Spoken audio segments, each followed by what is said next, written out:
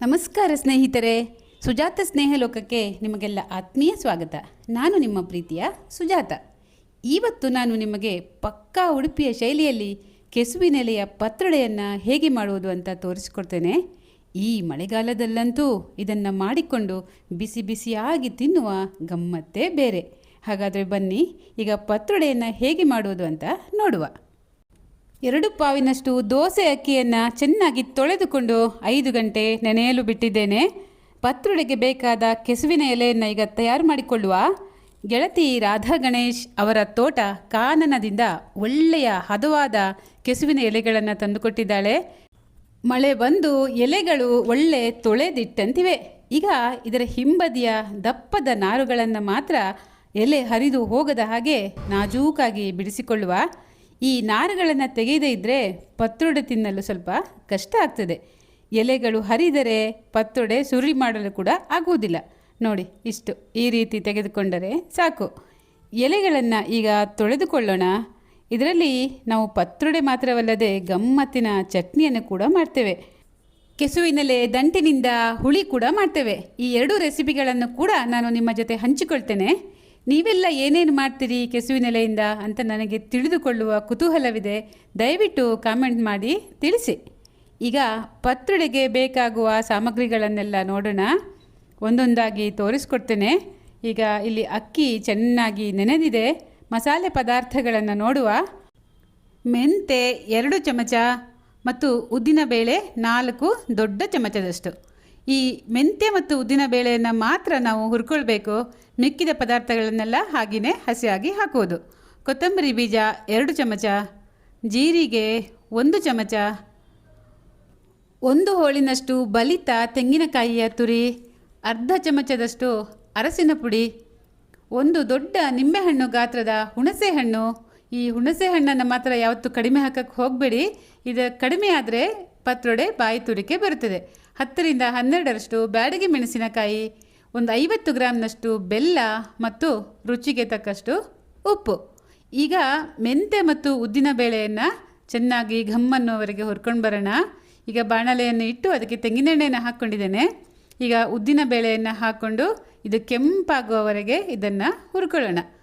ನೋಡಿ, ಇಷ್ಟಾದರೆ ಸಾಕು. ಈಗ ಅದೇ ಬಾಣಲೆಗೆ ಮೆಂತೆಯನ್ನು ಹಾಕ್ಕೊಂಡು ಹುರ್ಕೊಳ್ಳೋಣ. ಮೆಂತೆ ಕೂಡ ಘಮ್ಮನ್ನುವರೆಗೆ ಹುರಿದು ಕೆಂಪಾದರೆ ಸಾಕು. ಹುರಿದ ಉದ್ದಿನ ಬೇಳೆ ಮತ್ತು ಮೆಂತೆಯನ್ನು ಈಗ ನೆನೆಸಿದ ಅಕ್ಕಿಗೆ ಹಾಕ್ಕೊಂಡಿದ್ದೇನೆ. ಇವೆಲ್ಲವನ್ನು ಸೇರಿಸಿ ಈಗ ತರಿತರಿಯಾಗಿ ರುಬ್ಬಿಕೊಂಡು ಬಂದಿದ್ದೇನೆ. ನೋಡಿ, ಇಷ್ಟು ತರಿತರಿಯಾಗಿರಬೇಕು. ಮತ್ತು ಈ ಹಂತದಲ್ಲಿ ನಾವು ಹಿಟ್ಟಿನ ಸ್ಥಿರತೆಯನ್ನು ಚೆನ್ನಾಗಿ ಕಾಪಾಡ್ಕೊಂಡು ಬರಬೇಕು. ಇದನ್ನು ಏನಾದರೂ ನಾವು ನೀರಾಗಿ ಮಾಡಿದರೆ ನಮಗೆ ಇದನ್ನು ಎಲೆಗೆ ಹಚ್ಚಿ ಎಲೆಯನ್ನು ಸುರುಳಿ ಮಾಡಲು ಆಗುವುದಿಲ್ಲ. ಆದ್ದರಿಂದ ಈ ಬಗ್ಗೆ ಸ್ವಲ್ಪ ಜಾಗ್ರತೆಯಾಗಿರಬೇಕು. ಇಡ್ಲಿ ಪಾತ್ರೆಯಲ್ಲಿ ಈಗ ಪತ್ರೊಡೆ ಬೇಯಲಿಕ್ಕೆ ಬೇಕಾದಷ್ಟು ನೀರನ್ನು ಹಾಕಿ ಇದನ್ನು ಬಿಸಿಗಿಡುವ. ಮತ್ತು ಪತ್ರೊಡೆಯನ್ನು ಇಡ್ಲಿಕ್ಕೋಸ್ಕರ ನಾನೊಂದು ಬಾಳೆ ಎಲೆಯನ್ನು ಈ ಪಾತ್ರೆ ಒಳಗೆ ಹಾಸಿಕೊಂಡು ಇಟ್ಟಿದ್ದೇನೆ. ಈಗ ಪತ್ರೊಡೆ ಎಲೆಗಳನ್ನೆಲ್ಲ ಒಂದೊಂದಾಗಿ ಮಸಾಲೆ ಹಚ್ಚಿ ಅದನ್ನು ಸುರುಳಿಯಾಗಿ ಸುತ್ತಿಕೊಂಡು ತಯಾರು ಮಾಡ್ಕೊಳ್ಳೋಣ. ಒಂದರ ಮೇಲೆ ಒಂದರಂತೆ 4 ಎಲೆಗಳನ್ನು ಇಟ್ಟರೆ ಸಾಕು.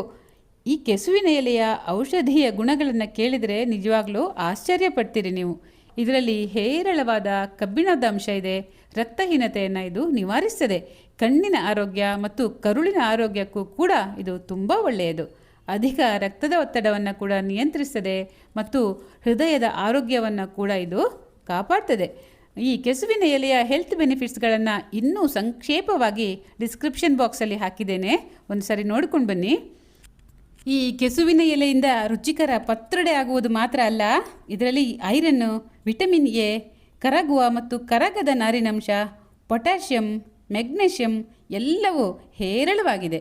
ಮತ್ತು ಇದರಲ್ಲಿ ಕ್ಯಾಲೋರಿಗಳು ಕೂಡ ತುಂಬ ಕಡಿಮೆ ಪ್ರಮಾಣದಲ್ಲಿ ಇರುವುದರಿಂದ ಇದನ್ನು ನಾವು ಸೇವಿಸಿದರೆ ತೂಕ ನಿಯಂತ್ರಣಕ್ಕೆ ಕೂಡ ಸಹಾಯ ಆಗ್ತದೆ. ಈಗ ನಾನು 4ನೇ ಎಲೆಯನ್ನು ಹಚ್ಚಿಕೊಳ್ತಾ ಇದ್ದೇನೆ. ಇದು ಇಷ್ಟು ಸಾಕು. ಈ 4 ಎಲೆಗಳಿಗೂ ಚೆನ್ನಾಗಿ ಮಸಾಲೆಯನ್ನು ಹಚ್ಚಿ ಇದನ್ನು ಈಗ ನಾನು ಸುರುಳಿಸುತ್ತಾ ಇದ್ದೇನೆ. ನೋಡಿ, ಈ ರೀತಿ ಮಡಚ್ಕೊಳ್ಬೇಕು. ಮಡಚಿಕೊಂಡಿರುವ ಜಾಗಕ್ಕೂ ಕೂಡ ನಾವು ಮತ್ತೆ ಮಸಾಲೆಯನ್ನು ಸವರ್ಕೊಳ್ಬೇಕು. ಈಗ ತುದಿಯಿಂದ ಮಡಿಸ್ಕೊಳ್ತಾ ಇದ್ದೇನೆ. ಇಲ್ಲೂ ಕೂಡ ಮಸಾಲೆ ಹಚ್ಚಿ ಬದಿಗಳಿಂದ ಕೂಡ ಮಡಿಸಿಕೊಂಡು ಈಗ ಇದನ್ನು ಸುರುಳಿ ಸುತ್ತಿಕೊಂಡರೆ ಆಯಿತು. ಕೆಲವರು ಈ ಸುರುಳಿಯನ್ನು ದಾರದಿಂದ ಕಟ್ತಾರೆ ಬಿಚ್ಚಿ ಹೋಗುತ್ತೆ ಅಂತ. ಇದು ಸುತ್ತಿಕೊಳ್ಳುವಾಗಲೇ ನಾವು ಇದನ್ನು ಸರಿಯಾಗಿ ಬಿಗಿಯಾಗಿ ಸುತ್ತಿಕೊಂಡರೆ ಸಾಕು, ಯಾವ ದಾರವನ್ನು ಕಟ್ಟುವ ಅವಶ್ಯಕತೆ ಕೂಡ ಇಲ್ಲ. ನೋಡಿ, ಈಗ ಈ ಸುರುಳಿ ತಯಾರಾಯಿತು. ಹೀಗೇ ನಾವು ಎಲ್ಲ ಕೆಸುವಿನೆಲೆಯಿಂದ ಕೂಡ ಸುರುಳಿಗಳನ್ನು ಮಾಡಿಕೊಂಡು ಬರುವ. ಸುರುಳಿಗಳೆಲ್ಲ ಈಗ ತಯಾರಾದವು. ಇದನ್ನು ನೋಡಿದರೆ ಸಾಕು, ಪತ್ರುಡೆ ಪ್ರಿಯರಿಗಳೆಲ್ಲ ತುಂಬ ಖುಷಿಯಾಗಿ ಬಿಡ್ತಾರೆ. ಇಡ್ಲಿ ಪಾತ್ರೆಯಲ್ಲಿ ಈಗ ನೀರು ಚೆನ್ನಾಗಿ ಬಿಸಿಯಾಗಿದೆ. ಈಗ ಒಂದೊಂದೇ ಸುರುಳಿಗಳನ್ನು ಬೇಯಲಿಕ್ಕೆ ಇಡುವ. ಕಟ್ಟಿಗೆ ಒಲೆ ಇದ್ದರೆ ಇದನ್ನು ಬೇಯಿಸಲಿಕ್ಕೆ ತುಂಬ ಚೆನ್ನಾಗಿರ್ತದೆ. ಆದರೆ ಇಲ್ಲಿ ಕಟ್ಟಿಗೆ ಒಲೆ ಇಲ್ಲ. ಗ್ಯಾಸನ್ನೇ ದೊಡ್ಡ ಉರಿಯಲ್ಲಿ ಇಟ್ಟು 3/4 ಗಂಟೆ ಬೇಯಿಸಿಕೊಳ್ಬೇಕಾಗ್ತದೆ. ಒಂದು ವಿಷಯ ನೆನ್ಪಿಟ್ಕೊಳ್ಳಿ, ಇದನ್ನು ಏನಾದರೂ ನಾವು ಅರ್ಧಂಬರ್ಧ ಬೇಯಿಸಿದರೆ ಇದರಿಂದನೂ ಕೂಡ ಬಾಯಿ ಕಡಿತ ಬರುತ್ತದೆ. ಆದ್ದರಿಂದ ಇದು ಸರಿಯಾಗಿ ಬೇಯಲೇಬೇಕು. ಈಗ 3/4 ಗಂಟೆ ಆಯಿತು. ಮುಚ್ಚಳ ತೆಗೆದು ನೋಡುವ. ಆಹಾಹಾ, ಎಂಥ ಪರಿಮಳ ಬರ್ತಾ ಉಂಟು ಅಂದರೆ ಪತ್ರುಡೆಯ ರುಚಿ ಗೊತ್ತಿದ್ದವರಿಗೆಲ್ಲ ಈಗ ಖಂಡಿತ ಬಾಯಲ್ಲಿ ನೀರು ಬಂದೇ ಬರ್ತದೆ. ಈಗ ಒಂದು ಸುರುಳಿಯನ್ನು ಈಚೆಗೆ ತೆಗೆಯುವ. ಹೊಗೆಯಾಡುವ ಘಮ ಘಮ ಪತ್ರುಡೆ, ಪಕ್ಕಾ ಉಡುಪಿ ರುಚಿಯ ಸಾಂಪ್ರದಾಯಿಕ ಆರೋಗ್ಯಕರ ಪತ್ರುಡೆ. ಹೊರಗೆ ಒಳ್ಳೆ ಮೋಡ ಕವಿದ ವಾತಾವರಣ. ಪತ್ರುಡೆ ತಿನ್ನಲಿಕ್ಕೆ ಇದು ಸರಿಯಾದ ಸಮಯ. ಬಿಸಿ ಬಿಸಿ ಪತ್ರುಡೆಗೆ ಶುದ್ಧವಾದ ತೆಂಗಿನೆಣ್ಣೆಯನ್ನು ಹಾಕಿಕೊಂಡು ಆರಾಮಾಗಿ ಕೂತ್ಕೊಂಡು ತಿನ್ನುವ. ಬನ್ನಿ ಸ್ನೇಹಿತರೆ. ನನ್ನ ಇವತ್ತಿನ ವಿಡಿಯೋ ನಿಮಗೆ ಹೇಗೆ ಅನ್ನಿಸ್ತು ಸ್ನೇಹಿತರೆ? ದಯವಿಟ್ಟು ಕಾಮೆಂಟ್ ಮಾಡಿ ತಿಳಿಸಿ. ನಿಮ್ಮ ಎಲ್ಲ ಕಾಮೆಂಟ್ಗಳನ್ನು ನಾನು ಓದ್ತೀನಿ ಮತ್ತು ಪ್ರತಿಕ್ರಿಯಿಸ್ತೀನಿ ಕೂಡ. ಇಷ್ಟ ಆಗಿದ್ರೆ ಲೈಕ್ ಮಾಡಿ, ಶೇರ್ ಮಾಡಿ ಮತ್ತು ಬೆಲ್ ಐಕನ್ನ ಕ್ಲಿಕ್ ಮಾಡಿ.